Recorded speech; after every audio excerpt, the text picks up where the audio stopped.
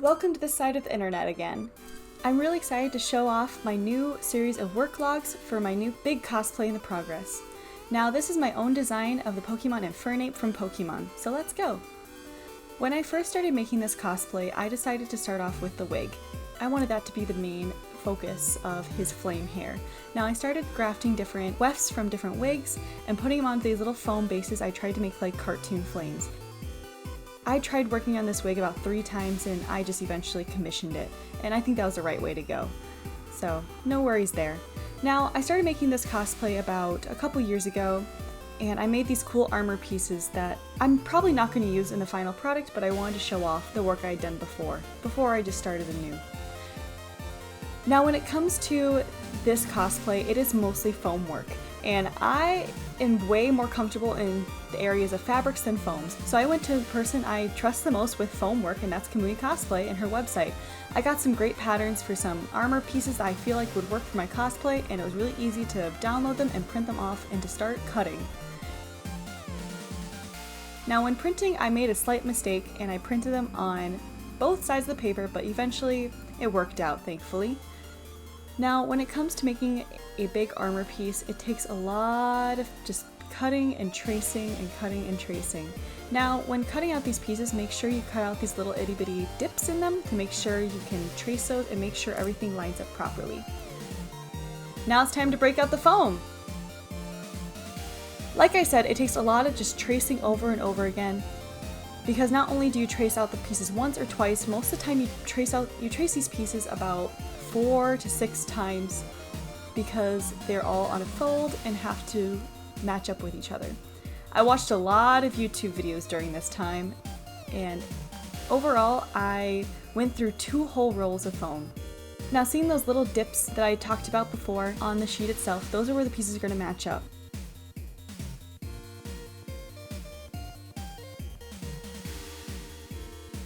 I was very excited. Now here comes the part where we have to cut. Now when cutting through, I recommend putting down a cutting mat underneath to save your tables and everything. I learned the hard way by putting out some caches on my desk, but we live and we learn. Now, when it comes to cutting out foam through these foam mats, I use my box cutters, but one was duller than the other, and I learned the hard way that you make sure that your knife is nice and sharp so you get those nice clean cuts, as shown here. When it comes to cutting out some of these pieces too, you'll see me sitting and standing in weird ways, and that's because I want to make sure the blade is consistently straight, up and down, with no wiggle room in between. You do not want to be cutting at an angle unless the pattern says so specifically, which there are some bits where I need to cut at a 45-degree angle so that when they're cemented together, they come to a nice point. You'll see this with this piece right here where I'm cutting specifically at an angle. When put together, it will come to a point. After cutting out all the pieces, it's time to bring out the contact cement. This stuff is awesome. I am so used to using hot glue that when I learned how to use contact cement, I was a little scared at first, but it has been a lifesaver. Now, when it comes to contact cement, you want to brush it on all the edges of your project that you will adhere to the other sides. Now, the contact cement needs to be put on both sides for it to work properly, and when putting it on, it will look shiny and it will be pretty pungent for the fumes too. Make sure you're in a very well ventilated area. I worked with the windows open, thank goodness it was springtime when I started, and fans going all over.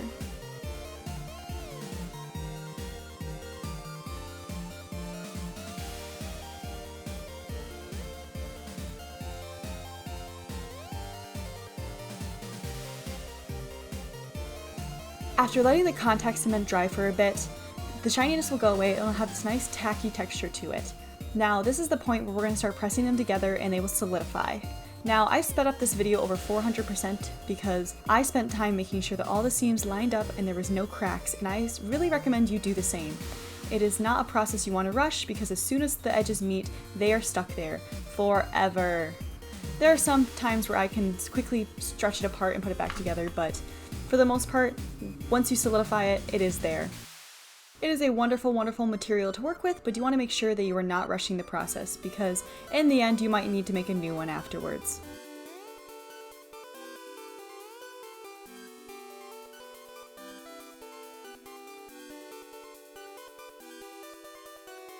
This giant foam corset or bodice was one of the scariest parts of this project so far. There was a lot of edges that needed to be adhered at different angles, and they just didn't lay naturally, and I was really worried that it wouldn't come out properly, but I was really happy with the result. Like I said, I'm not one for foam, I'm usually a fabric person, so seeing this big foam bodice come together was awesome.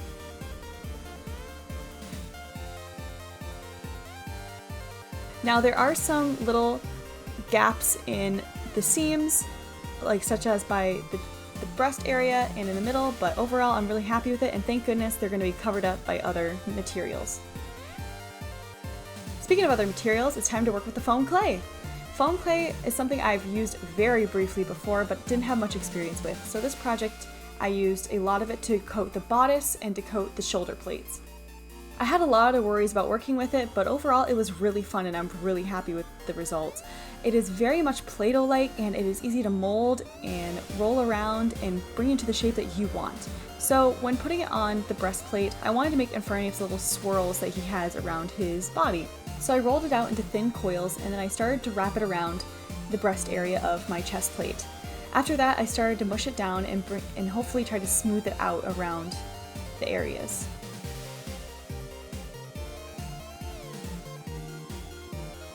Although it was very pliable and could be melded in different shapes, I was really worried it wouldn't turn out smooth in the end. So I started using the water method, and this is when you take water and you smooth it over your foam clay in hopes to smooth out any of the bumps and roughness of put into the clay itself.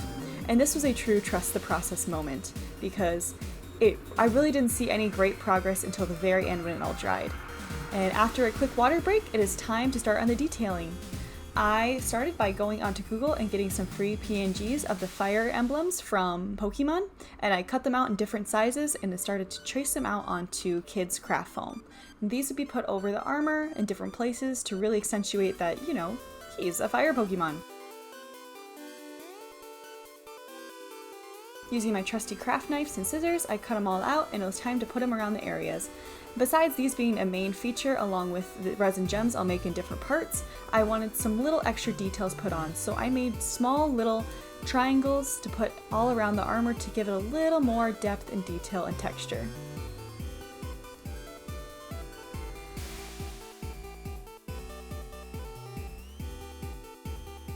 After bringing out my glue gun that has seen the better part of almost 2 decades, I started to adhere these little triangles onto the leg armor that I made earlier.